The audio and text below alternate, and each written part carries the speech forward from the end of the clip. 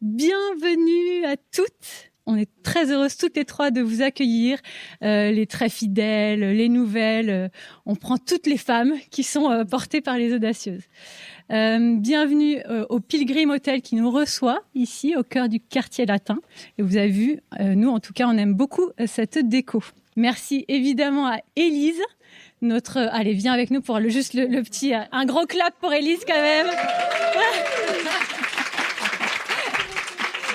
Élise, qu'on laisse quand même s'asseoir au début parce qu'il y a quand même tout un pan introductif qui prend un peu de temps. Donc, on avait quand même envie de te laisser tranquille pour la première partie, mais après, ce sera le talk. Merci évidemment à Big Media, qui est le média de BPI France, qui sponsorise les audacieuses et qui nous permet de rayonner encore plus. Et Myriam, notre représentante, qui vous en dira un petit mot tout à l'heure. Le concept des audacieuses, vraiment en 2 mots, parce que bon, on en a la 7e édition, donc je pense que vous avez peut-être compris, mais ça fait quand même toujours du bien de le redire.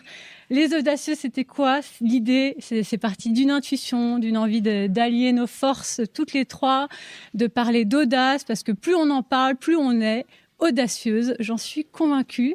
On le ressent chacune à nos niveaux, donc on espère vraiment vous transmettre ça et que vous repartiez de ces soirées pleines de rencontres et boostées dans vos propres audaces. Chacune son audace. Mais alors, qui sont ces audacieuses ? Pour le savoir, chacune va se présenter et avec un tonnerre d'applaudissements. Bonsoir à toutes, bonsoir aux amis, bonsoir aux fidèles, bonsoir aux nouvelles, bonsoir aux audacieuses qui sont venues seules parce que je crois qu'il y en a quelques-unes, donc bravo. Et donc moi je suis Swazik Castelnerac et je suis la créatrice d'Amour Toujours, le média du bien-être amoureux. Mon objectif clairement c'est d'inciter les couples à remettre de la joie, de la vie et de l'amour au cœur de leur relation avec des idées simples et efficaces. Donc vous pourrez venir vous inspirer sur le compte Insta Amour Toujours Média et puis vous inscrire à la newsletter. Enfin voilà, on vous inonde on essaye de vous inspirer des idées, mais toujours simples et efficaces à mettre en pratique dans vos couples. Bonjour à toutes, on est super heureuse, comme l'a dit Céline, de vous retrouver ce soir pour la 7e édition. En effet, je vois des fidèles, je vois des nouvelles têtes, donc on est très heureuse. Et puis il y a ma sœur aussi qui est venue toute seule, que je suis très heureuse d'accueillir ce soir. Moi, pour celles qui ne me connaissent pas encore, je m'appelle Laura Pouliken. Dans la vie, je suis ghostwriter LinkedIn. J'aide les entrepreneurs, les CEO à prendre la parole sur ce réseau social. LinkedIn, si vous n'y êtes pas encore, il y a énormément d'opportunités pour vos business, vraiment. Et puis, je suis également, bien sûr, la créatrice du podcast L'Aléa, qui est l'objet de mon association avec les filles. L'Aléa, c'est le podcast pour devenir acteur de sa vie malgré les aléas positifs, négatifs que l'on rencontre tous et toutes, tout en préservant son bien-être. Moi, je suis Céline Ferrari. Je viens tout droit de Londres pour vous, où j'habite en famille depuis 1 an et demi avec mon mari, mes 3 enfants. C'est une sacrée expérience, mais je suis toujours ravie de revenir à Paris pour le travail, surtout pour de si belles occasions. Et le travail, c'est quoi? Je suis journaliste, intervieweuse. Je le fais en podcast, en vidéo, et puis lors d'événements comme celui-ci, que ce soit à Paris en collectif ou à Londres, toute seule, comme une grande. Mais j'adore ça. J'adore mettre en lumière les autres, parler de sujets qui me touchent, lesquels c'est la famille. J'ai créé le podcast 1, 2, 3 pépites sur ce thème avec plus de 40 interviews de parents. Les sujets qui me touchent, c'est aussi évidemment l'expatriation de par mon histoire, et les sujets qui me touchent, c'est aussi l'entrepreneuriat, parce que c'est tout ce que je fais depuis 4 ans, depuis que j'ai quitté la voie du salariat et que je construis ce job sur mesure plein de challenges et qui nous mène dans des sacrés aventures comme ce soir. Et je vais laisser la parole à Myriam aussi. Myriam, que vous pouvez applaudir, qui va se présenter toute seule. Bonsoir à toutes, je suis donc Myriam Zawi, je gère le compte Big Media chez BPI France.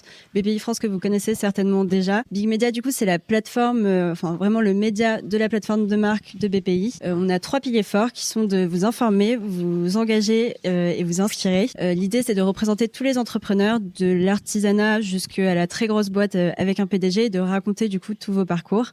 On est présent sur Instagram, on a quasiment 80 000 abonnés maintenant. Je vous vous invite donc à suivre le compte si ce n'est pas déjà fait. On est également présent avec un site avec des audiences qui sont en croissance, plus de 2 millions de followers maintenant, que je vous invite à consulter, qui est une mine d'informations qui représente vraiment tout l'écosystème entrepreneurial, qui est donc bigmedia.fr. On est ravis d'être aussi d'être présent ce soir en tant que partenaire sur l'événement Les Audacieuses. On a vraiment vocation pour le coup de représenter l'entrepreneuriat féminin que vous représentez aussi toutes ce soir. Donc, vous pouvez être fiers de vous et on est fiers de vous accompagner. Et alors, on ne fait pas ça comme ça dans cet ordre habituellement. Mais les partenaires jouent une place hyper importante dans le format des Audacieuses parce qu'on adore s'entourer de marques qu'on aime et qu'on a envie de vous faire découvrir. On a envie que vous repartiez gâtés. Et donc, on va vous les présenter un à un. Donc, plus de surprise puisque vous êtes assises avec vos tote bags, mais on va vous les présenter chacune selon quel partenaire on a choisi pour vous. Donc déjà, vous avez pu faire connaissance avec notre premier partenaire qui est Lillet, qui vous offre pendant cette soirée un cocktail alors plutôt frais et printanier. Donc merci beaucoup Lillet, fidèle partenaire des Audacieuses. Vous allez découvrir dans votre tote bag un bouillon élixir Rodista, un petit élixir poulet pour un moment bien-être. Je les ai goûtés, ils sont excellents. On remercie aussi Madame Figaro qui nous accompagne pour la première fois et je suis assez fière parce que je contribue souvent à des articles pour eux. Donc voilà, et en plus vous l'avez en avant-première parce qu'il n'est pas encore sorti. Donc trop chouette. On remercie trop d'entrain Astrid, alors pour le coup qui est là, qui est illustratrice, notamment illustratrice parce qu'elle a plusieurs facettes. Elle a créé pour nous ce soir des cartes postales qui sont à l'effigie de notre invité et puis aussi un peu sur le thème de l'audace. Donc vous les avez dans votre tote bag, on demandera tout à l'heure d'en sortir une à la fin de ce talk, vous verrez pourquoi.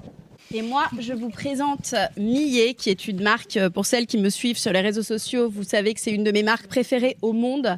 C'est une marque qui lève le voile sur tous les tabous féminins en proposant des produits pour absolument toutes les problématiques féminines. Donc les produits sont vraiment exceptionnels, je vous le dis. Et là, c'est un sérum corps de massage apaisant. Et puis Karma, qui propose du granola sucré et salé, délicieux, 100% fait maison. La créatrice est là ce soir, je ne la vois pas. Oui, voilà. Et puis, bien sûr, comment ne pas présenter Élise Chalmin, qui nous habille ce soir. Magnifique. Et qui vous offre son joli tote bag avec 10% de réduction sur le e-shop. Donc voilà. Merci Élise. Merci. Alors de mon côté, j'ai 5 marques incroyables qui m'ont déjà soutenue, même à travers mon podcast 1, 2, 3 pépites. C'est le cas de Merci Maman, que vous voyez ici. Merci Maman, c'est des bijoux personnalisés. Et là, pour ce soir, regardez, je suis trop fière parce que c'est vraiment le genre de cadeau que j'adore m'offrir. Donc, je suis trop contente que vous repartiez avec un petit bracelet que vous pourrez personnaliser sur place ici. Donc, pendant que vous nous écoutez, vous pouvez réfléchir à quel prénom ou quel mantra vous voulez mettre là-dessus. Et ça se passera pendant la soirée. Vous viendrez, il y a toute une équipe de choc, Astrid, Claire et Daphné pour vous. On a également Popote pour vous ou pour vos enfants. Popote, c'est des goûts sucrés, salés en petites gourdes comme ça, qui vous accompagnent dans votre vie de parents pour vous faciliter la tâche. Mais je vous assure que hier, j'étais chez eux et je m'en suis enfilé 2-3. C'était très bien aussi pour les adultes. Merci Popote. C'est une marque que j'adore, dont la communication autour de la parentalité me parle totalement. Donc, je vous invite vraiment aussi à aller suivre et à regarder ce qu'ils proposent, au-delà évidemment de leurs produits, de tout ce qu'ils font pour les parents. Manucuriste, vous connaissez, je pense, mais si ce n'est pas le cas, Manucuriste c'est une alternative finalement au semi-permanent, c'est du green, c'est du clean. Et là, il vous propose la marque Active. Donc, il y en a 2 différents. Il y en a, ce sera cette couleur et l'autre plus beige. Mais en gros, ça, c'est sans top coat, sans base coat. C'est vraiment juste ça. Ça permet d'être un soin et une petite touche soit de couleur. Il y a du collagène dans l'autre, donc un peu de bomber l'ongle. Enfin bon, c'est pour vous faire plaisir et prendre soin de vous. Et ensuite, nous avons été sublimés cet après-midi chez le coiffeur. Nous étions dans la maison David Lucas, donc voilà, qui est un coiffeur qui a 5 salons dans Paris, qui a aussi sa propre gamme de produits. Et justement, dans ces produits, il y a le shampoing poudre, hyper pratique parce que très léger. Vous mettez un petit peu d'eau, ça mousse et ça vous fait un shampoing d'une qualité incroyable. Voilà, j'adore et je vous le recommande. Et enfin, je suis trop fière parce qu'elle vient de Londres. Donc vous vous doutez que c'est un peu parce qu'on se connaît. Anne-Charlotte, qui est juste ici, que j'ai déjà interviewée par ailleurs. Illustratrice indépendante à Londres, qui comme moi, on est arrivé à peu près en même temps, expatriée depuis 1 an et qui fait des très beaux dessins et qui va vous croquer ce soir. Vous pouvez aller la voir, elle vous remet une petite carte personnalisée et nous aussi en tenue. Voilà pour la grande liste de partenaires qu'on est très très fiers d'avoir à nos côtés. Merci beaucoup. Et vous pouvez continuer à applaudir parce que cette fois-ci, pour de vrai, on accompagne Élise. Mais là, il y a l'audace, c'est l'audace. Pas du tout. C'était un faux. Ouais. Élise, c'était un faux, une fausse arrivée. Je me suis trompée. C'était un teasing parce qu'avant de débuter cette interview, et pourquoi Céline s'est trompée, c'est parce qu'on a rajouté cette partie. D'habitude, on enchaîne sur l'interview. Mais cette fois-ci, on avait à cœur finalement de parler d'audace en 2025 parce que c'est encore un mot qui est trop souvent associé à l'arrogance, au fait de se faire remarquer, de marcher sur les autres, alors que être audacieux, c'est juste oser être soi, se choisir, même quand ça gêne ou que ça ne rentre pas dans les cases. Et si on a encore besoin d'en parler aujourd'hui en 2025, c'est parce que les chiffres le prouvent, c'est pas pour faire joli. Et selon l'INSEE, j'ai envie de vous mettre quand même en tête ces 4 chiffres. Seulement 7% des entreprises en France sont dirigées par des femmes. À la télévision, moins de 30% des expertes invitées sont des femmes. Les hommes postulent quand ils remplissent 60% des critères contre 100% pour nous. Ça fait réfléchir. Et 69% des femmes dirigeantes déclarent avoir déjà été freinées par le syndrome de l'imposteur. Alors, pourquoi ose-t-on moins en tant que femme?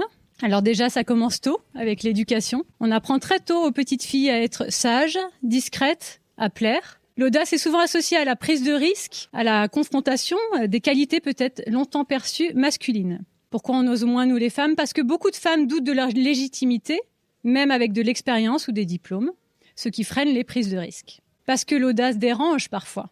Une femme qui s'affirme est plus facilement perçue comme autoritaire ou prétentieuse, là où un homme sera vu comme un leader.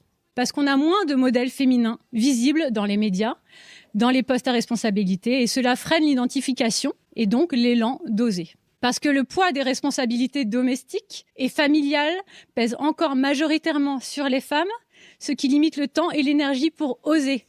Plus de bande passante. Et j'ai des frissons quand je le dis. Alors Laura m'a posé cette question quand on travaillait sur ce texte de l'audace. Qu'est-ce que pour toi, Swazik, être audacieuse en amour? Alors je me suis assise, je me suis posé la question et je vous livre ce qui m'est venu assez naturellement. Être audacieux en amour, c'est penser que son couple durera toujours, que l'on s'aimera quoi qu'il arrive, que toi et moi, c'est pour la vie. C'est audacieux car si l'on se fie aux chiffres, force est de constater que l'espérance de vie du couple est plutôt limitée. Donc oui, il faut un brin de folie et une sacrée dose d'audace pour promettre à son âme sœur, devant monsieur le maire, devant monsieur le curé, devant notaire ou encore devant tous ses proches rassemblés, respect, fidélité, secours et assistance. Mais avant même cette promesse, la base du couple est audacieuse. Pourquoi? Parce que faire couple, c'est accepter d'être aimé, accepter qu'un autre pose sur nous un regard tendre, bienveillant, un regard admiratif, un regard passionné, un regard d'avenir. C'est audacieux de se livrer à un autre, d'exprimer ce qui nous touche, ce qui nous anime, ce qui nous limite et nous dépasse. C'est audacieux parce que cela nous rend vulnérables, dépendants, mais responsables aussi. Responsables de cet amour que l'on nous porte et que l'on ne veut pas décevoir. Et si je devais être audacieuse et me livrer un peu, je vous dirais que pour moi aujourd'hui, être audacieuse pour mon couple, c'est vouloir en faire une entité vivante, joyeuse, solide. Une entité au centre de notre famille, sur laquelle nos enfants puissent compter et s'appuyer pour avancer et se lancer. Une entité au cœur de mes préoccupations et de mes projets, une entité qui a sa place et son mot à dire. Mais le plus audacieux n'est pas là encore. Le plus audacieux, c'est certainement vouloir s'élever ensemble, faire de nous une femme et un homme de valeur, de parole, de beauté et de bonté. Oui, vraiment, avoir le désir audacieux de faire de nous deux quelqu'un de bien, juste quelqu'un de bien. Être audacieux dans sa vie de famille, c'est se poser cette question. Et si on faisait un peu différemment pour que ce soit plus nous? Et si l'audace dans la vie de famille, ce n'était pas tout chambouler, mais simplement d'oser ajuster, questionner, choisir. Alors pas forcément des choses extraordinaires, mais s'écouter, se parler et construire ensemble une vie qui nous ressemble vraiment. Parce qu'être audacieux en famille, ce n'est pas imposer ses envies. C'est un subtil équilibre entre ses désirs personnels et ceux de chaque membre de la famille. C'est chercher ensemble un chemin commun sans s'oublier soi-même. Alors être audacieux en famille, pour moi, c'est communiquer, parler ensemble vraiment, se construire des projets qui vous ressemblent, à vous, pas ceux qu'on vous a soufflés ou imposés. Alors ça peut paraître très gestion de projet, dit comme ça, on se donne un cap, un horizon, de temps, quelques étapes, mais au fond, c'est comme ça qu'on avance, et qu'on avance vers une vie qui nous correspond. Et non, ce n'est pas forcément spectaculaire, tout le monde ne part pas faire le tour du monde en voilier.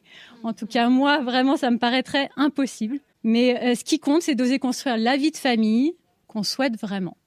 La deuxième forme d'audace, pour l'audace en famille, c'est prendre du recul, mettre sur pause, se poser ces questions simples, mais puissantes. Est-ce que ça me va? Est-ce qu'on vit là où on veut vivre? Est-ce que notre rythme nous convient? Est-ce que nos relations nous nourrissent? Alors, on ne pourra pas être au top sur tout, mais on peut choisir où mettre vraiment son énergie et où là, pour nous, c'est important. L'audace, ce n'est pas avoir une famille parfaite. C'est oser se poser cette question régulièrement et si on faisait un peu différemment pour que ce soit un peu plus nous. Et puis surtout se mettre en mouvement pour que la réponse qu'on se donne, c'est là le plus dur, puisse devenir réalité. Et comment être audacieuse dans sa vie professionnelle? Tout d'abord, il faut rééduquer sa perception de l'audace. On a en tête, tu le disais, pour la famille, mais c'est pareil au niveau professionnel, on a en tête quelque chose de spectaculaire. Alors qu'on peut commencer tout petit, dire non, dire oui, donner son avis, demander un feedback. On peut s'entraîner aussi à parler de soi sans s'excuser. On a tendance à lisser ses phrases, minimiser ses réussites, à dire, vous le dites toutes, à un moment donné, j'ai un petit projet, je me débrouille. Alors qu'en parlant comme ça, on sabote son impact. Donc vous vous préparez à un pitch clair, assumé. J'ai lancé un projet qui m'a permis je suis experte en. On ose avant d'être prête. On attend souvent, je le disais dans les stats, ça se confirme, de cocher toutes les cases pour postuler, pour se lancer, pour oser, tout simplement. Résultat, on laisse passer des opportunités. Alors, on vise des projets légèrement au-dessus de notre zone de confort et on se dit qu'on apprendra sur le terrain. Le terrain commande, on apprend toujours sur le terrain. On demande plus. Beaucoup de femmes n'osent pas négocier par peur d'être perçues comme trop. Encore une fois, on se reconnaît toutes là-dedans, trop exigeante, trop imposante, pardon. Mais selon Linda Babcock, que vous connaissez peut-être, qui est auteure de Women Don't Ask, un livre que je vous conseille, celles qui ne négocient pas peuvent perdre jusqu'à 500 000 € au cours de leur carrière. Et enfin, on s'entoure de femmes qui osent, comme vous faites ce soir, comme on fait nous depuis cette édition, et ça nous porte, mais c'est incroyable, et je sais que les fidèles aussi, parce que ça crée des opportunités, ça donne confiance. Donc, on continue. Et enfin, je veux finir avant cette fois-ci l'interview d'Élise. L'audace, c'est vraiment comme un muscle. Plus on est audacieuse, plus on sera audacieuse, plus ce sera facile. Vraiment. Donc, on muscle son audace et on y va. Et voici. Bienvenue, Élise. Allez, Élise. Viens par là. Oui. Bonsoir à tous. Cette fois-ci, c'est la bonne. C'est mon moment. Notre star qui a mis un vêtement de star. Exactement, des stars. Merci, Élise. Merci à vous. Alors, pour commencer, est-ce que tu pourrais te présenter simplement pour celles qui ne te connaissent pas forcément? C'est très intimidant. Vas-y, ça va bien se passer, on est plutôt sympa. Alors, je m'appelle Élise Chalmin, j'ai 34 ans. Je suis maman de 2 enfants et je suis la fondatrice de ma marque de vêtements éponyme qui est divinement portée par les filles ce soir. J'ai monté mon gros projet. Il y a presque 10 ans maintenant, j'ai une équipe qui m'accompagne, qui est exceptionnelle. Et je suis très contente d'être avec vous ce soir. Merci. Merci beaucoup. Élise, moi, je suis particulièrement touchée par le thème de la transmission. Et je pense qu'on comprend mieux quelqu'un quand on connaît quelques éléments de sa vie de famille, de son histoire. Alors, on n'a pas 3 heures, mais est-ce que quand même tu peux me dire sur le sujet de ton enfance et puis de quel contexte tu as grandi, ce qui te paraît important à nous partager là, juste entre nous? Bien sûr. Donc, je suis née en 1990. Je suis, comme dirait ma mère, la tranche de jambon dans le sandwich, c'est-à-dire que je suis la deuxième d'une fratrie de 3 enfants. J'ai un grand frère et une petite sœur.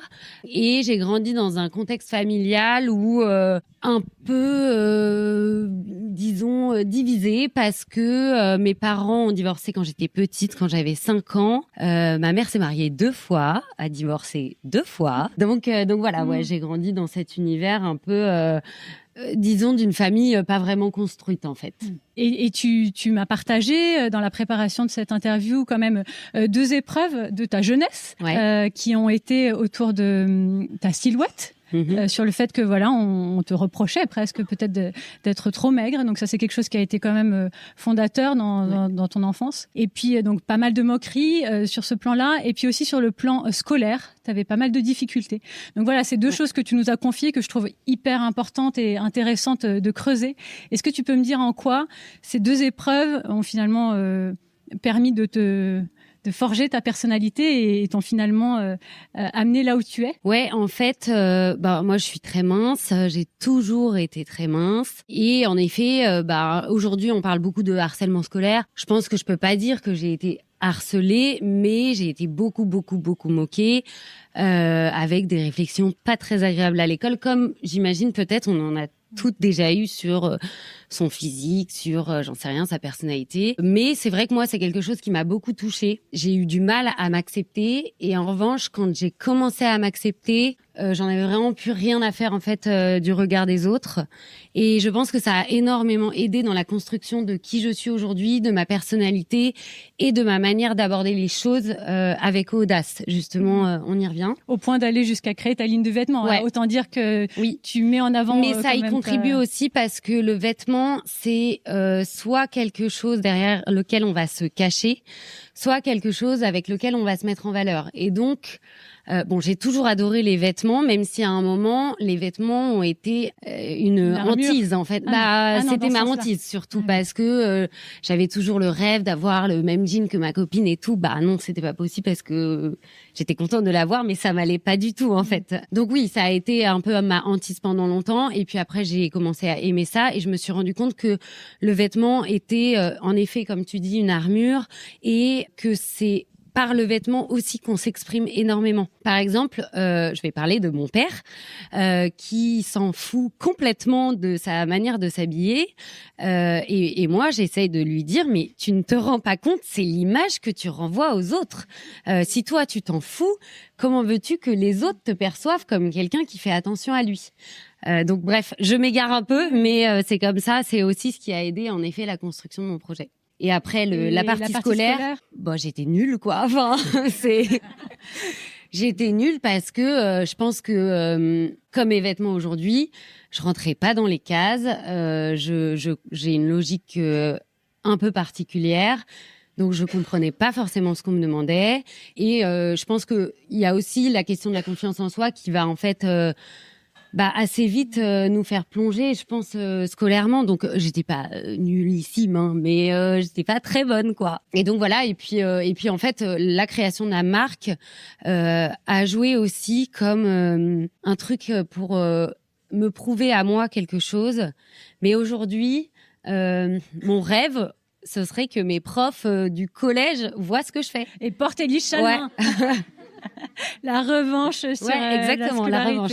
Tu disais que tu n'étais pas très bonne à l'école, mais tu as quand même réussi à faire des belles études, puisque tu es diplômée de l'University of the Arts of London, pardon pour ma prononciation, et tu as créé en 2017 ta marque éponyme Élise Chalmin à la sortie de ce diplôme. Aujourd'hui, tu es une entreprise rentable, en pleine croissance, dans un secteur quand même... Dans un secteur quand même, on va se le dire, ultra concurrentiel, la mode. Donc moi, j'ai envie de savoir finalement que tu nous expliques comment tu as réussi à te faire cette place sans renier ton style et tes convictions. Alors, je pense que déjà, je l'ai pas fait comme on créerait une boîte aujourd'hui. Et je pense que même si je devais le refaire, je l'aurais pas fait de la même manière. Seulement, quand j'ai commencé, j'avais 25 ans et je ne voyais que le bout de mon année. Et voilà, je me projetais pas, j'avais pas d'enfant. Enfin, j'avais rien qui dépendait de moi, en fait. Donc, je pense que ça a énormément joué. Aujourd'hui, je le ferais différemment parce qu'à l'époque, je n'avais pas du tout d'argent. Je sortais de mes études. J'avais fait 2 stages. Enfin, j'avais clairement pas d'argent, en fait, du tout. Je pense que mes parents m'ont un peu laissé voguer quand même parce que quand j'y pense aujourd'hui, je suis sortie de mes études, j'avais pas de job. Mes parents m'ont dit, bah, essaye, fais tes trucs, ok. Et oui, et aujourd'hui, je l'aurais peut-être fait différemment parce que si je l'avais fait aujourd'hui, peut-être que j'aurais été en CDI avant. Donc, éventuellement, j'aurais demandé une rupture conventionnelle et j'aurais eu un peu de sous à mettre dans mon projet.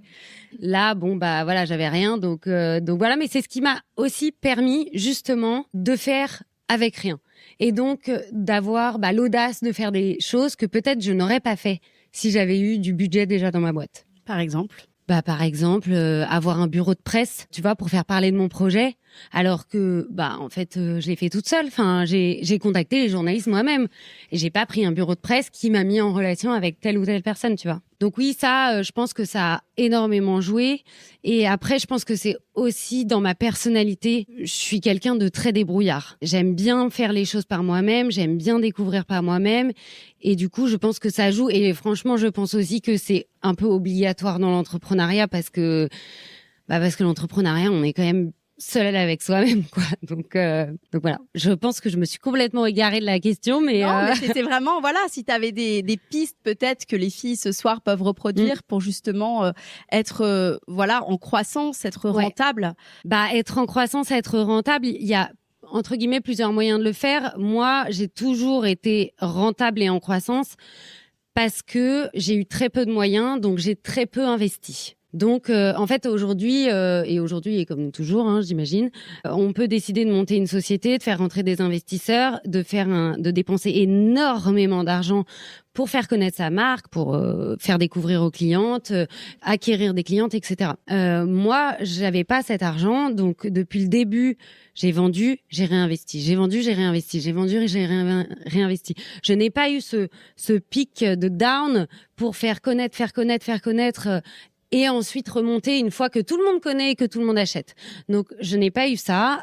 Moi, ça a été... Mais c'est une croissance qui est beaucoup plus lente. Des marques, par exemple, aujourd'hui, comme Balzac, comme Cézanne, ont des croissances qui sont énormissimes, mais parce qu'ils ont un argent derrière qui est énormissime aussi. Donc voilà. Après, je ne l'ai pas fait aujourd'hui. J'y réfléchis quand même, parce que à un moment, c'est sympa de patauger et tout, mais voilà, j'y réfléchis aussi. Ouais. C'est une autre manière d'entreprendre, en fait. Et puis tu es ta meilleure ambassadrice, clairement, je te le disais tout à l'heure.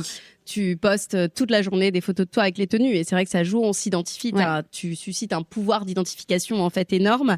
Et j'avais aussi envie qu'on parle des couleurs parce que tu es vraiment une marque colorée, joyeuse, audacieuse. Il y en a pas des masses finalement dans le paysage, exactement. Ouais. Et donc j'avais envie que t'en parles de ton rapport finalement aux couleurs et pourquoi selon toi il est important de mettre de la couleur dans son dressing. Alors, ça, c'est mon avis personnel. Moi, je pense que c'est important parce que, et ça va avec mon histoire personnelle, moi, j'ai été donc très mince, j'ai eu envie qu'on ne me voit pas. Et puis un jour, j'ai eu envie aussi qu'on me voit parce que j'avais des choses à dire, parce que j'avais des choses à montrer, parce que je suis quelqu'un qui aime bien prendre la parole, qui prend un peu de place. Et je trouve que c'est important aussi de se différencier. Et c'est aussi là où tout est le challenge de ma marque aujourd'hui. C'est que on a plus tendance à s'habiller pour rentrer dans un moule, pour être plutôt discrète, et après il y a aussi une question de goût évidemment. Mais je trouve que la couleur est quelque chose qui déjà se perd et c'est dommage, et donc on se différencie énormément quand on porte de la couleur. Et ensuite, c'est factuel, il y a des recherches là-dessus. La couleur est bonne pour la santé. En fait, la couleur est bonne pour le moral. Par exemple, avant, tous les enfants étaient habillés de toutes les couleurs. Aujourd'hui, un peu moins. Mais c'est quelque chose, en tout cas moi personnellement, la couleur me fait du bien. J'adore regarder des couleurs, j'adore regarder des associations de couleurs, mais ça peut me rendre dingue en fait. Vraiment, quand je vais sur Pinterest, alors j'ai des tableaux Pinterest qui s'appellent Mix and Match couleurs. Donc c'est genre quelle couleur va avec quelle couleur et tout. Donc, c'est un peu... Mais c'est comme de l'art en fait. C'est comme regarder des tableaux. Voilà, c'est quelque chose qui sécrète des choses en fait dans le cerveau quoi. Donc c'est aussi pour ça que moi j'aime travailler la couleur. Et dernière petite question avant de te passer la parole, Swazig. Je sais que tu as des convictions quand même écologiques. C'est un secteur qui pousse à la surconsommation. Toi, comment tu fais pour concilier finalement conviction écologique et réalité économique ? Bah, c'est toujours difficile. Bon, déjà, j'ai toujours fait des vêtements qui sont bien faits. Et ça changera pas. Et enfin, en tout cas, moi, c'est ma vision. Mais bien fait pour moi, c'est fabriquer pas trop loin. Mais encore plus que ça, c'est les matières qu'on va utiliser. Parce qu'aujourd'hui, une chemise qu'on met en machine et qui est en polyester va polluer à chaque fois qu'on la lave. Donc, moi, ça a toujours été très, très important pour moi d'avoir énormément de matières naturelles dans mon dressing. J'ai été éduquée comme ça aussi. Ma mère faisait attention à ce qu'elle nous achetait, donc toujours des chemises en coton, des pulls en laine. Enfin vraiment, elle a toujours fait très attention, quitte à passer d'un enfant à l'autre. Moi ça va, j'étais au milieu. Et après, nous on fait pas des productions de dingue. Enfin l'idée c'est vraiment d'avoir une production qui va être raisonnée, qui correspond à ce qu'on a envie de montrer. Et parce que moi personnellement, bon déjà ça va aussi avec le fait que je n'ai pas envie que tout le monde soit habillé avec mes vêtements. Et je dis pas ça d'une manière snob. Ce que je veux dire, c'est que moi, je n'aime pas être habillée comme tout le monde. Donc, je veux pas que ma cliente, elle ait l'impression d'être habillée comme tout le monde. Donc voilà, et ça, c'est très personnel. Moi, je sais qu'il y a des trucs que j'adore, mais je ne pourrais pas me les acheter parce que je sais qu'il y a X milliers de personnes qui vont avoir le même que moi. Ça me dérange. Et donc, ça m'aide aussi dans ma démarche écologique de ne pas produire trop. Merci beaucoup. Alors, on va changer un peu de sujet. Oui. Je prends une voix plus douce. On va parler amour, on va parler couple. Merci déjà d'accepter de Avec plaisir. nous livrer un peu de ton intimité, de votre intimité. Est-ce que tu peux, pour commencer déjà, nous présenter un peu ton couple, nous parler un peu de votre rencontre, de votre histoire? Donc, je ne sais pas comment on l'appelle parce que nous ne sommes pas mariés. Mon conjoint, alors moi je dis ça un peu dans le sens blague parce que je trouve que conjoint est un mot très sérieux. Mon amoureux s'appelle Rodrigue, ça fait 7 ans qu'on est ensemble. On s'est rencontrés, en fait je le connaissais depuis très longtemps, parce que on était un peu dans le même cercle de gens. Je savais très bien qui c'était, il savait très bien qui j'étais, mais on n'était pas du tout copains. Mais il achetait quand même des trucs sur mon site avant même qu'on soit ensemble. Il avait déjà des petites idées, je pense, pour ses sœurs. Et oui, pas pour lui. Ouais, je précise au cas où. Et en fait, on s'est rencontrés, on s'est mis ensemble. Alors, je l'ai harcelé, en fait, c'est simple. Parce que j'étais dans une période où j'étais extrêmement malheureuse. Parce que j'ai eu une relation juste avant, et je suis pas sûre qu'on en ait parlé pendant notre préparation. J'aime découvrir, c'est parfait. En fait, j'ai eu une relation très, très, très toxique juste avant. J'ai quitté cette personne parce que ça ne pouvait plus durer, mais ça a été extrêmement difficile pour moi parce que j'étais folle amoureuse de lui. Et folle amoureuse de lui peut-être parce que la relation était extrêmement toxique. Et aujourd'hui, cette personne fait encore partie de mon groupe de copains, donc c'est toujours très sympa. Mais donc c'est comme ça que j'ai commencé mon histoire avec Rodrigue parce que j'ai harcelé Rodrigue l'été où je me suis séparée de mon ex parce que j'avais besoin de me raccrocher à quelqu'un. D'un pansement un peu. Il s'appelait lui-même, pas moi. Il s'appelait Hansaplast. Il me disait je suis ton pansement et moi je lui disais non, pas du tout. Mais bien sûr que oui. Donc c'est comme ça que ça a commencé et puis en fait c'est allé assez vite. On a emménagé ensemble au bout d'1 an et je suis tombée enceinte 3 ou 4 mois après qu'on ait emménagé ensemble. Donc voilà, c'est allé vite. Assez fluide et assez naturel pour vous deux. Ouais. Aujourd'hui, ce n'est plus ton pansement. Aujourd'hui, ce n'est plus mon pansement. Non. Et ça n'a pas fait mal quand je l'ai enlevé en plus. Est-ce que tu peux nous le décrire en quelques mots pour qu'on commence à faire connaissance avec toi, qu'on puisse. Alors, c'est quelqu'un de physiquement très grand déjà. Je trouve ça intéressant parce que moi, j'adore les mecs grands.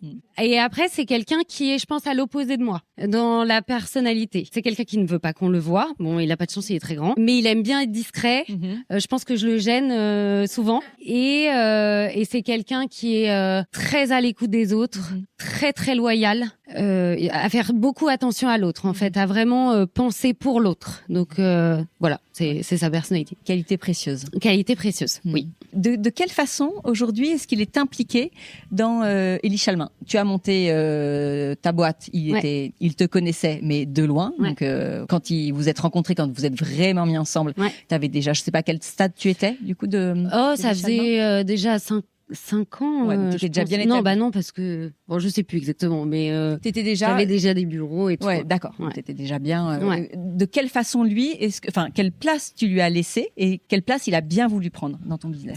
Je lui ai pas vraiment laissé de place, et aujourd'hui il en a un peu, mais pas totalement. La place que prend ma boîte, c'est la place de la boîte d'un entrepreneur dans un couple, donc beaucoup de place. La place que lui a dedans est plus petite. Et non, et sinon lui il prend en fait lui il travaille, il fait de la finance. Donc là où il va m'aider, ça va être plus sur des sujets finance, mais c'est quelqu'un qui adore les vêtements. Enfin les vêtements. Il aime bien le style de manière générale, mais il est plus discret que moi. Donc, je lui envoie tout le temps les protos qu'on reçoit, les essayages. Je lui envoie des photos quand on est en shooting. Je lui demande souvent son avis. Même si je vais pas le suivre, je lui demande. Ouais. Mais je lui demande. Il te le dit, si tu le suis pas après, tu dis attends, je t'avais dit exactement. Ah non, pas l'inverse. du tout. Non, ok. Non, pas du tout. Pas de problème. Mais il me Son dit avis. ça, je t'avais dit, c'est immonde. Ah, ok, super. De quelle façon est-ce qu'il t'inspire dans tes créations? Ça, je t'en avais parlé. C'est quelqu'un qui aime beaucoup le style, donc il va prendre le temps de regarder. Il aime bien dénicher le truc que personne connaît. Il aime bien ne pas être habillé comme tout le monde et tout. Et moi, j'aime bien sa manière de s'habiller. Donc parfois, et c'est ce que je te disais, je pense quand on a préparé l'interview, par exemple, il cherchait un truc ultra précis que je lui ai trouvé sur Vinted, que je porte tout le temps, et du coup je le fais dans ma collection l'année prochaine parce que j'adore cette pièce-là. Est-ce qu'elle elle portera truc son nom, vintage, du coup bien sûr. Ouais. Oui. Excellent. Et est-ce que donc ça c'est une pièce à venir? Ouais. Est-ce qu'il y a une pièce de cette collection, d'une ancienne collection, vraiment qui vient de lui Alors je sais que tu avais sorti, un t-shirt parce qu'Arnaud l'a écrit Lover. Ouais, mais j'étais pas avec lui à ce moment-là. D'accord. C'était un autre. Voilà. Donc est-ce qu'il y a une pièce aujourd'hui? Je pense qu'il y en a plein parce qu'il m'envoie parfois des choses en me disant tiens, j'aime bien ce genre de truc, j'aime bien les coupes comme ça, j'aime bien les jupes comme ci. Enfin donc ouais, je pense qu'il y a vraiment plein de trucs. Et d'ailleurs j'adore quand il m'envoie des choses parce que parfois il se fait sponsoriser, parfois il me dit ah ça je trouve que c'est intéressant, et je pense qu'il y a plein de choses qui l'inspirent dans la marque. Ouais, Et d'ailleurs les filles du bureau le savent. À chaque fois qu'on fait des essayages, attends, je vais envoyer une photo à Aurélie là. Elles doivent se dire mais pourquoi il lui envoie des photos toute la journée de ses essayages? Donc c'est drôle parce bien. que quand je te demande de quelle façon il était impliqué, tu réponds de façon un peu mesurée quand même. On a l'impression que finalement, tu lui racontes un peu le soir comment ta journée s'est passée, tu lui donnes 2-3 chiffres, mais c'est tout. Ouais, ça j'évite parce que ça mais en fait, il a plus envie quoi. On se rend compte qu'il est extrêmement impliqué. Oui. Clairement. Et après, il le dit, ta boîte, Élise, prend beaucoup de place. Ouais. C'est vrai, ça prend beaucoup de place. Et juste une petite question, parce que tu as dit que lui, il préférait être discret, il aimait pas trop se montrer. Est-ce que c'est un sujet pour vous? Alors, c'est vrai que sur Élie Chalmin, on le voit pas, mais ah non, davantage sur ton... ça, il s'en fiche. Tu vois, que je mette une photo de lui sur Instagram, il s'en fiche. Quand je dis qu'il aime pas se montrer, c'est qu'il aime pas être au centre de l'attention. Donc, c'est peut-être pour ça qu'on n'est pas mariés. Enfin, c'est même sûr que c'est pour ça, d'ailleurs. Parce que je pense que ce serait une angoisse pour lui. Après, d'être... vous pouvez faire un petit mariage. Oui, mais tu restes au centre de l'attention. On va se reparler. Donc voilà, il est plutôt, il préfère qu'on ne le voit pas, mais pas d'un point de vue, pas sur l'image et pas sur. Donc, un sujet en moins de conflit, c'est pratique. Après, ça me dérangerait pas. S'il voulait pas qu'on le voit, oui. Il y aurait en pas soi, de t'as sujet. pas vraiment besoin de lui pour mettre en avant. Non, et puis je le montre un beau modèle. pas énormément en fait, donc ce serait pas un sujet. Des petites brides. On va passer du côté famille. Oui. Donc tu es maman, tu le disais en intro. Oui. Tu peux rappeler les âges? Qu'on se situe 4 ans et demi et 1 an presque et demi. Ah ouais, donc encore petit. T'es quand même dans les âges. Comment ça va déjà? Bon, ça va. Franchement, ça va. Tu dors bien? Ouais, je dors très bien. Bravo. Désolée s'il y en a qui dorment pas parce que. C'est trop bien. Non, moi j'ai de la chance. Donc, tu as quand même 2 petits. Est-ce que tu peux me dire, en devenant maman, peut-être quelque chose qui t'a surpris d'une belle façon, inattendue ou pas, concernant ta maternité? Alors moi j'ai été donc comme je te disais c'est arrivé assez vite donc j'étais une des première de toutes mes copines à avoir des enfants. Donc, ce qui m'a surpris, c'est juste déjà d'avoir un enfant. En fait, c'est déjà très surprenant, c'est nouveau. Après, est-ce que j'ai un fait marquant ? Je sais pas. Je sais pas si j'ai quelque chose Alors, qui m'a... qu'est-ce que la maternité a peut-être changé en toi ou t'a révélé ? Est-ce qu'il y a quelque chose que tu trouves de différent depuis que tu es maman ? La maternité peut être quelque chose qui arrive dans une vie et qui va tout chambouler, et je comprends parce que c'est très chamboulant. Moi, j'ai eu un petit garçon qui est arrivé dans un petit cadeau, comme une petite surprise, et je savais que en fait, j'allais m'adapter au fait d'être maman, mais que pour autant, toute ma vie ne changerait pas. Notamment parce que je suis entrepreneur. Donc, c'est ça qui a été en vrai le plus gros stress. Parce qu'en fait, tu ne dépends plus que de toi, quoi. Il y a quelqu'un qui dépend de toi. Mais je pense que, oui, non, ça m'a aussi quand même beaucoup boosté, justement. Notamment parce dans ta vie d'entrepreneur ? ouais. Oui, parce que il y a quelqu'un qui dépend de toi en fait, donc faut que ça marche. Faut que ça marche. Ouais. Est-ce qu'il y a un tabou autour de la maternité que tu auras envie de lever, quelque chose que tu vois et que tu as envie de crier au monde que ce n'est pas comme ça ou ça devrait être autrement ? Qu'est-ce qui devrait être autrement ou qui n'est pas comme... je trouve que l'organisation autour de la famille, autour des enfants, je trouve qu'en fait, on en parle beaucoup aujourd'hui. Et il y a beaucoup de blagues d'ailleurs sur le sujet de... en gros, moi, je fais tout pendant que mon mec est dans le canapé en train de regarder son portable. Mais personnellement, c'est pas comme ça chez moi. Et je pense que c'est aussi quelque chose qu'il faut mettre en place pour que ce soit différent. Je trouve quand même que ça a énormément évolué. Moi, ma belle-mère parfois dit à mon mec « Oh, dis donc, ton père, il faisait pas ça. » Oui, mais il faut pas le dire ça parce que sinon, ça peut changer, on sait pas. Mais je trouve que, les choses ont tellement évolué. En tout cas, moi, dans ma famille, je ne peux rien dire. Il y a des écarts de génération, quoi. Ouais. Et est-ce que vous avez un rituel propre à votre petite famille ? J'aime toujours m'insérer un peu dans les familles et savoir ce qui se passe chez les... On aime bien, mais peut-être que c'est le cas chez beaucoup de gens, mais on aime bien se mettre tout d'un coup à mettre de la musique à fond dans le salon et à chanter dans tous les sens. Ça, on adore. À un moment, on avait même un rituel, d'ailleurs, je me souviens, on n'avait qu'un enfant. On mettait, pauvres voisins, on mettait la musique au petit-déj. Et mon fils avait récupéré un espèce de bougeoir qui ressemblait à un micro et donc il chantait comme ça à tue-tête à table avec son micro bougeoir. Voilà, ça c'est une des choses qu'on fait pas mal et qui rend la vie sympa. Est-ce qu'ils comprennent bien ton métier ? Est-ce qu'ils savent ce que tu fais ? Est-ce qu'ils portent Élise Chalmin en déguisement ? Moi, oui, je leur mets, plutôt Léonard le grand. Quand il est né, j'ai créé une capsule mix and match femme-enfant. Léonard, il a très bien compris ce que je faisais parce que souvent il me dit ta boutique, et surtout il croise des femmes dans la rue avec mes vêtements et ça j'adore. Et il les repère. Ouais, il les repère et donc il sait que Iris à l'école, sa maman, elle s'achète des vêtements chez moi, que maîtresse Zoé, elle a le pull que sa maman a fait. Et ça, j'adore. Bien. Ouais, ça, j'adore. Merci, maîtresse Zoé. Merci beaucoup. Élise, donc, du coup, tu es entrepreneuse, créatrice, maman, tu as une vie à 1000 à l'heure. Et moi, c'est une notion qui m'est très chère, que j'explore beaucoup sur mon podcast, sur mes réseaux sociaux. C'est comment préserver sa santé mentale, physique, émotionnelle pour, au final, ne pas se cramer. Et donc, si tu as la réponse... Donc, j'aimerais quand même que tu me partages 3-4 clés concrètes qui te viennent, que tu fais justement pour préserver ton harmonie au quotidien. Alors, moi, je ne sais pas si j'ai vraiment les 3-4 clés dont tu parles, parce que, et peut-être à tort, je pense que vraiment, oui, c'est une vie à même 50 000 à l'heure, mais je crois que je ne m'écoute pas beaucoup. Et je crois que je suis tellement passionnée par ce que je fais et par ma vie de famille, par ma vie en général, en fait, que je me pose pas beaucoup la question. Alors, ça m'est arrivé, effectivement, cette année, d'avoir un peu des petits moments où, je me rends compte quand même que je suis au bureau, puis je sais pas ce qui se passe, je suis un peu angoissée. Alors que je ne suis pas angoissée. Je n'ai jamais ressenti ça. Donc ces moments-là, c'est des moments où je vais un peu ralentir, m'écouter plus, respirer beaucoup. Tu vois, tu peux me croiser sur mon vélo en rentrant chez moi le soir à pédaler comme une malade, mais en faisant genre... tu vois, c'est un peu... un peu bizarre, mais ouais, ça j'essaye de faire pas mal. Bon, je sais pas si c'est un tips, mais ça aide énormément de respirer et je le fais beaucoup. Et après, non, c'est horrible, mais je vis à 1000 à l'heure et je me pose pas et aussi parce que je ne me pose pas la question. Je suis quelqu'un comme ça, en fait. Ouais. Et je pense que ça joue justement énormément sur ma morphologie.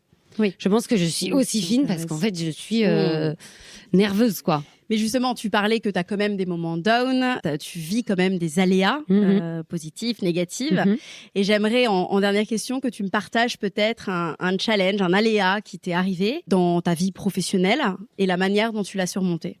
Cette année, j'en ai vécu un parce que j'avais une directrice générale qui était arrivée en octobre 2023, pile au moment parfait parce que moi, j'ai accouché en janvier 2024.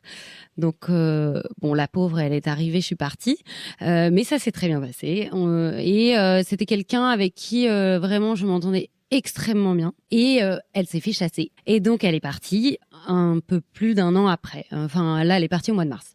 Et j'avoue que le jour où elle m'a annoncé qu'elle démissionnait, ça, je pense que, tu vois, ça a été un de mes plus gros coups durs. Alors que bon, j'en ai eu, mais en fait, je me suis dit... En fait, j'avais jamais eu de directrice générale.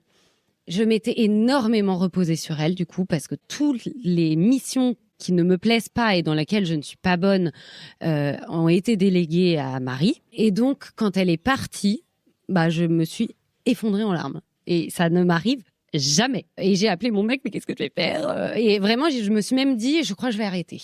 Et puis mon mec m'a dit bon c'est pas grave. Et alors que moi je suis plutôt comme ça à me dire oh c'est pas grave, demain il fait beau, enfin vraiment. Et là ouais ça a été un choc, d'autant que en plus c'était au mois de décembre, mes enfants étaient malades H24, je ne pouvais pas aller au bureau parce que j'avais mes enfants qui étaient malades à la maison et Marie qui essayait de m'appeler, enfin de me dire quand est-ce que t'as une minute. Alors là, en fait, j'ai une gastro, une otite, je n'ai pas de minutes. Donc ouais, non, ça a été très dur. Et puis j'ai mis une petite semaine quand même à encaisser. Et puis après, c'est bon, c'est pas grave, la vie reprend et puis ça repart quoi. Et moi, je suis comme ça. Je suis quelqu'un de très très très optimiste et je dirais presque fataliste en fait. Quand il y a une merde qui arrive, voilà, c'est pas grave, tant pis, on va faire avec, quoi. Enfin, tu vois, je suis très comme ça, donc, et c'est ce qui m'aide au quotidien, hein, parce qu'on a tout le temps des erreurs de prod, on a toujours un colis perdu, on a toujours des trucs, mais je suis assez comme ça, ouais. Alors, je sais pas si tu te souviens, je t'avais donné un petit exercice à faire avec Rodrigue. Oui, ça a été fait. Écoute, il m'a dit, tu poseras la question et puis il m'a dit, mais j'en sais rien. Est-ce que vous avez creusé un peu?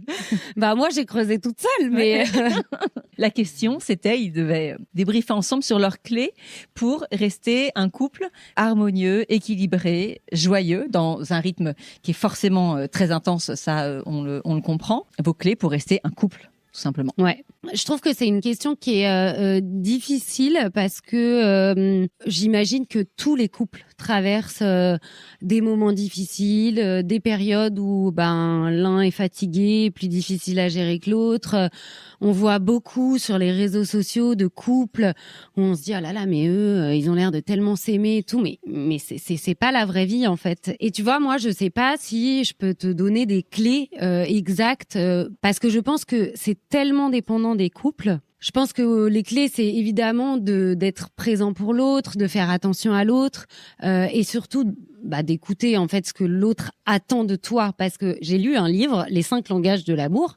Je ne sais pas si vous l'avez lu. C'est donc un livre qui explique que chacun, c'est un truc avec des questions, c'est comme un quiz duel, quoi. Et plus t'as d'étoiles et plus t'as de triangles, ça veut dire que tu es comme ci, comme ça, etc. Et c'est la manière, en fait, dont toi, tu as envie de recevoir l'amour qu'on te porte et la manière dont ton conjoint attend de recevoir l'amour que tu lui portes. Bref. Et je trouvais que ça, c'était un exercice intéressant, tu vois, parce que on s'est rendu compte que, en fait... nous-mêmes, on n'avait pas compris ce qu'on attendait. Moi, par exemple, je me suis rendu compte que je disais tout le temps à mon mec...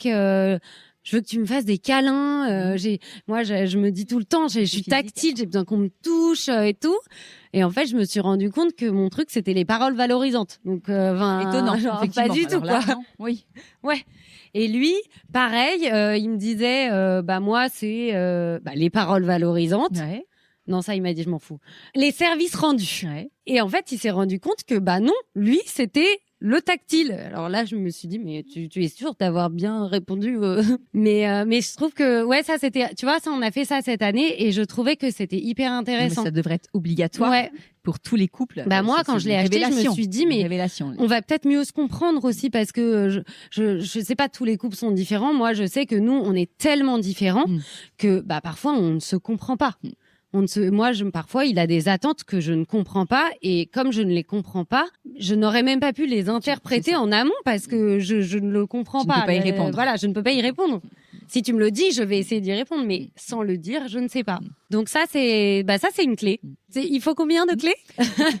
Tu as lu les 5 langages de l'amour. Je vais t'offrir les 5 clés de l'amour durable pour le couple que j'ai écrit. Trop bien. Et comme ça, voilà, c'est un peu un basique des clés pour faire durer son couple. Mais moi, je suis persuadée qu'en fait, chaque couple a quand même ses clés en plus. Ouais. Tu le disais, enfin, chaque couple est unique, chaque couple a sa façon de faire, sa façon d'être. Donc, et c'est chouette de s'interroger dans son couple, savoir qu'est-ce qui fait que aujourd'hui on est là tous les deux et que ça fonctionne pour activer ces clés justement quand ça va pas. Mais après tu vois, je pense que dans les clés il y a aussi le fait d'être là l'un pour l'autre. Alors ça paraît très basique, mais d'être vraiment je te dis ça par rapport à mon organisation et ça vient d'ailleurs dans une des questions et on en avait parlé. Moi, une des clés pour mon couple, c'est clairement que en termes d'organisation familiale, on arrive à je vais pas dire qu'on est à égalité, quoique, mais pour moi, en tout cas, et je pense pour lui aussi, c'est important. Et ça, c'est une de mes clés. Voilà. Donc à faire équipe. Ouais, à faire de équipe, façon égalitaire pour le coup, pouvoir vous répartir équitablement les tâches, les missions en fonction de ce que vous aimez et de. Voilà. Bah, c'est une des 5 clés de l'amour durable. Faire équipe. Bah voilà, tu vois. Super.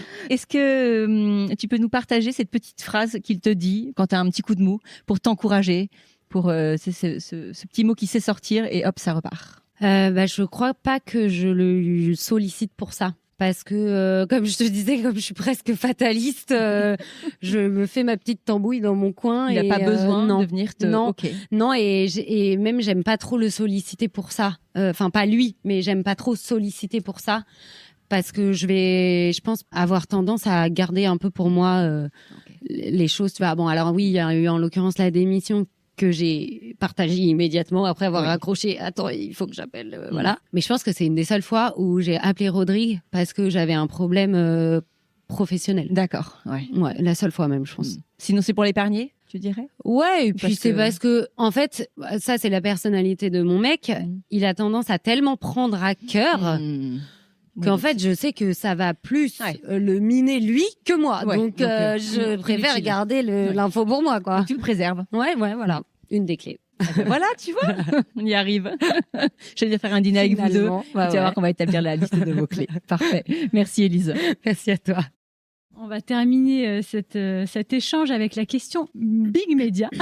Myriam, je te laisse entrer sur scène. Oui, je te cherchais.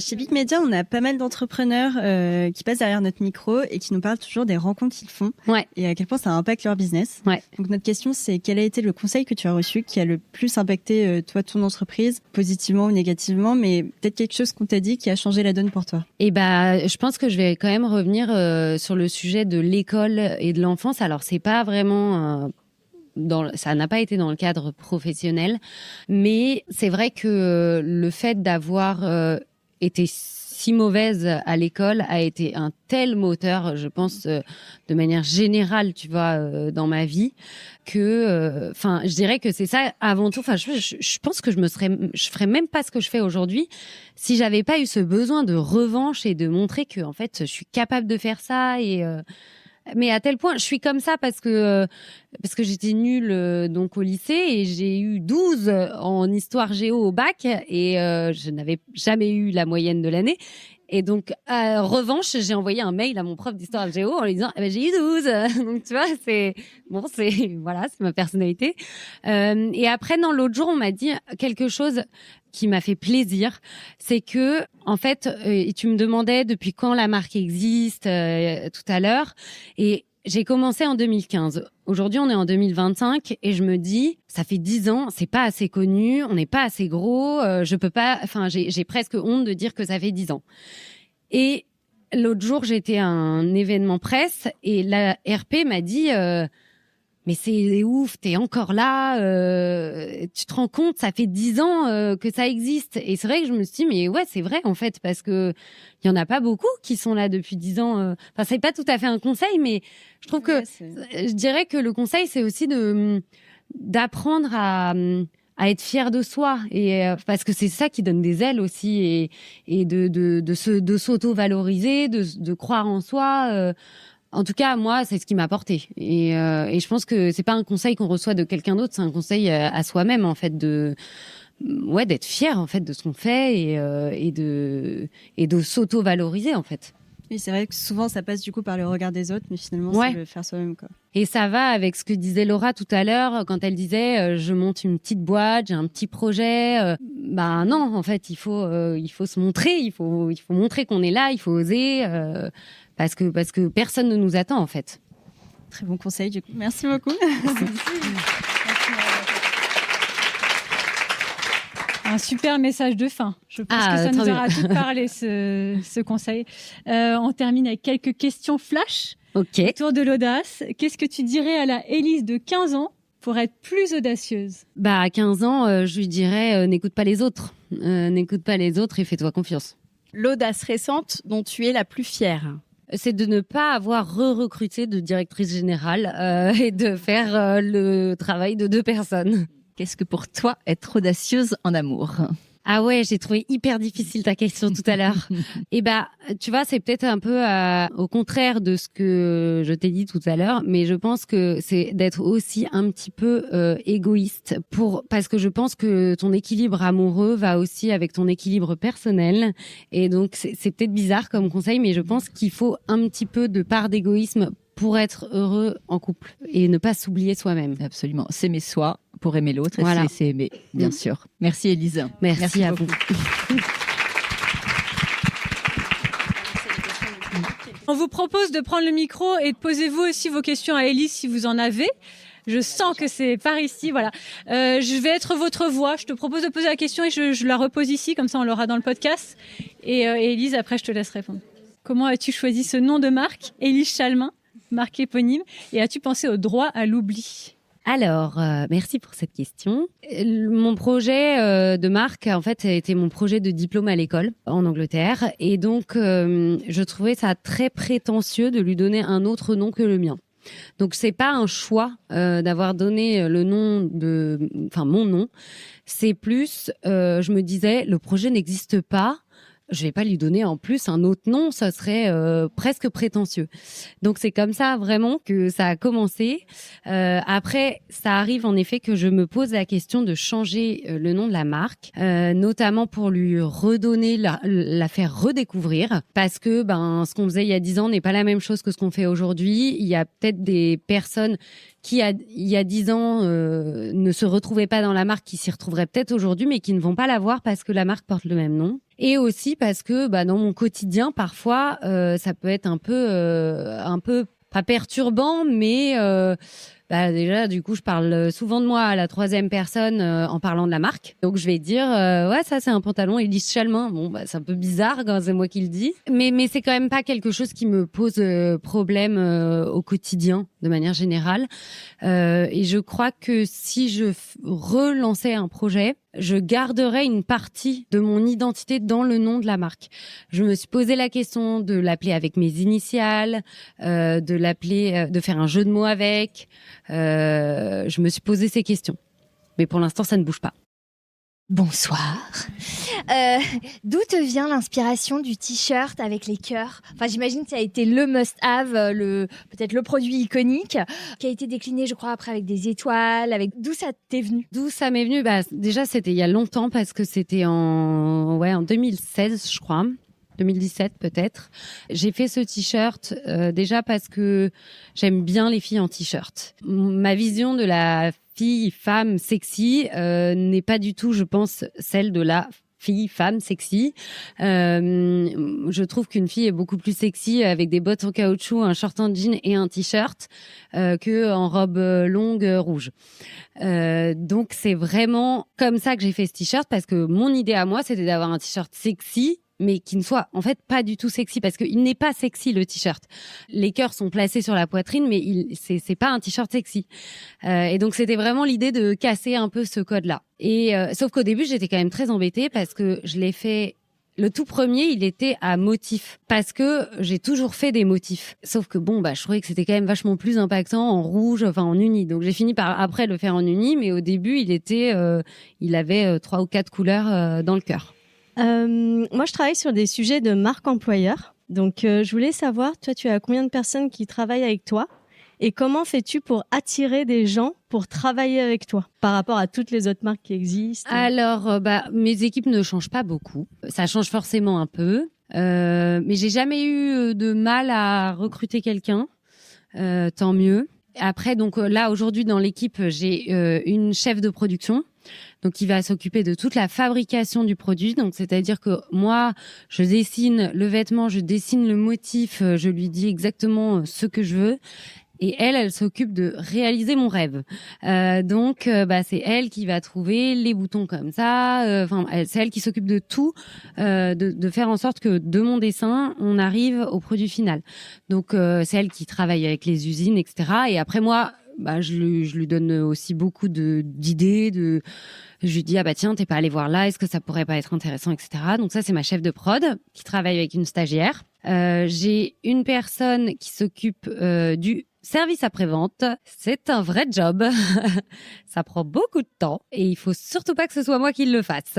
Donc, j'ai quelqu'un qui s'occupe du service après-vente. Je travaille, moi, mon job à moi, c'est toute l'image de la marque, donc le marketing, la communication et tout le design des vêtements dans leur globalité. Et aujourd'hui, je suis donc aussi directrice générale. Donc voilà. Après, on a une personne en boutique qui a une alternante. Et après, moi, j'ai aussi une stagiaire. Voilà, je crois que j'ai cité à peu près tout le monde. Et après, pour recruter, moi, je passe énormément par Fashion Jobs parce que y a beaucoup d'annonces gratuites. Je passe aussi beaucoup par LinkedIn. Enfin, je vais pas le cacher, on l'a dit, on n'a pas d'investisseurs, on n'a pas d'argent. Donc, je passe par tous les biais qui peuvent être gratuits pour recruter. Et pour l'instant, c'est ce qui a fonctionné. Je me suis intéressée à Welcome to the Jungle. Je suis vite repartie parce que on est des boîtes qui n'ont pas du tout les moyens de payer des forfaits comme ça pour recruter. Donc voilà, et pour le moment, en tout cas, c'est très bien comme ça. Si tu pouvais avoir n'importe quelle influenceuse, ambassadrice, image, personnalité qui t'incarne, qui tu choisirais? Je choisirais une nana très mode. Enfin, moi, j'ai une fille que j'adore, qui est new-yorkaise et que je pense que tout le monde connaît, qui s'appelle Leandra Medine Cohen. J'adore cette fille. Et je trouve qu'elle a un grain de folie que peu ont. Et ce serait elle tout de suite, sans hésiter. Elle et Blanca Miro aussi. J'aime bien Blanca Miro. Elle est funky.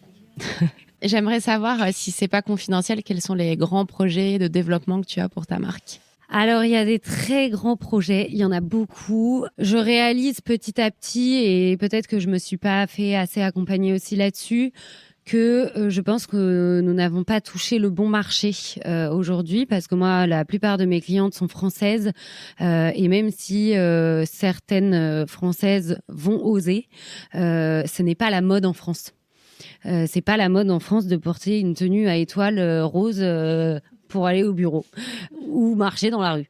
Donc, je me suis posé beaucoup de questions et en fait, un des grands projets là, c'est le développement international parce que je me rends compte que, déjà en France, la conjoncture est difficile et c'est pas le cas partout. Et en plus, je pense qu'on n'a pas touché la bonne clientèle. Donc, on continue évidemment à séduire les Françaises, mais là, on veut aussi vraiment s'ouvrir ailleurs.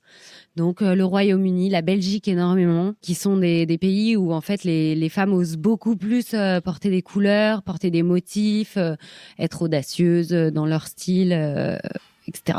Du coup, Élise, t'es maman et entreprenante. Ouais.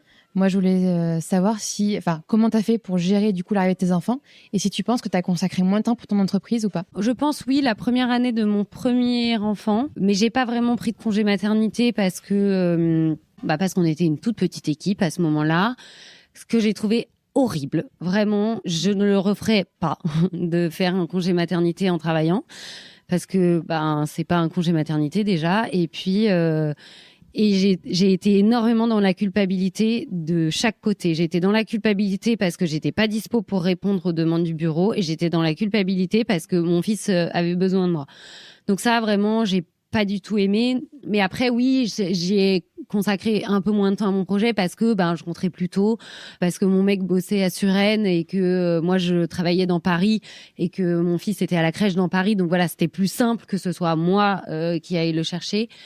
Donc ça, c'était vraiment la première année. Et après, aujourd'hui, c'est vrai que, et peut-être qu'un jour je le regretterai, mais moi, j'aime bien mon équilibre aujourd'hui avec mes enfants. Je ne les vois pas énormément. Enfin, je les vois tous les jours, le matin et le soir, pas ce soir. Mais je suis beaucoup aidée à la maison. Déjà, par mon conjoint, qui fait énormément. Et je ne pourrais pas vivre, je pense, cette vie sans ça, parce que je ne fais pas les courses, je ne fais pas le dîner, je suis énormément aidée là-dessus. Et après, oui, j'ai une nounou qui s'occupe de récupérer mes enfants à l'école et à la crèche le soir.